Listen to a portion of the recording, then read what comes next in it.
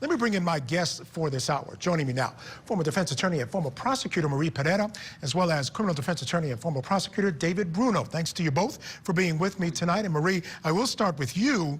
The wheels of justice really start to turn now. We had that extradition hearing today.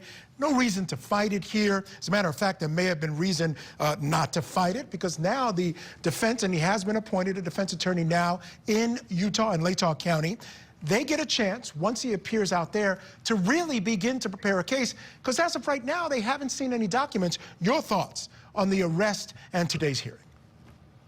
I agree with you, because from day one, from the beginning of this segment, you keep saying he is cloaked in the presumption of innocence.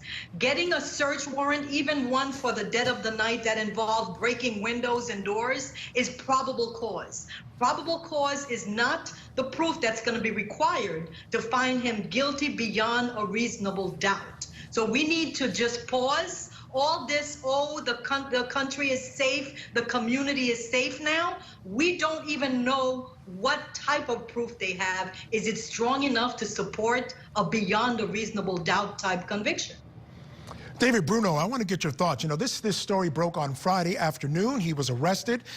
He's appearing in court today, waived his extradition. I want to get your thoughts on his arrest and where this case stands right now. And now you have the, just like Marie, you can look at this from the prosecutor's point of view as well as the defense attorney's point of view.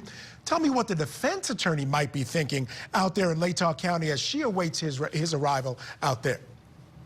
Yeah, early reporting on this case is focused around DNA. How they got the DNA, there's reporting that it came through some public databases of relatives, and they were able to get DNA from the suspect that have some matches. And that's what I'm looking for. I'm looking for where's the DNA match coming from. I see three real big areas. Number one, the Hyundai Elantra. I mean, that was the Bolo car that the police were looking for first. It just so happens to be this particular defendant's car that was found in Pennsylvania. If he's the murderer and he bludgeoned these four people, there's inevitably going to be transfer into that car because of all the blood that was at the scene. When he gets into the car, it's going to be next to impossible to destroy. So I'm looking for the Elantra first. Also, we know that the victims had defensive wounds. So if some of the victims were fighting, there possibly could be DNA under their fingernails. That would be excellent evidence for the prosecutor if they could show that this individual's DNA is under the fingernails. And then last, the third place that I'd be looking for is the house, the Washington apartment that you guys just showed, and you just had that witness come out talking about the crime scene.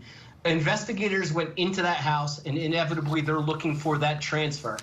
Because as prosecutors, you're looking to find either the victims in the defendant's home or the victims in the car, or vice versa, defendant in the crime scene itself. So when we talk about DNA evidence, it's very strong evidence, scientific evidence, it's reliable evidence. That's the main question I have about this case, as where's the DNA found?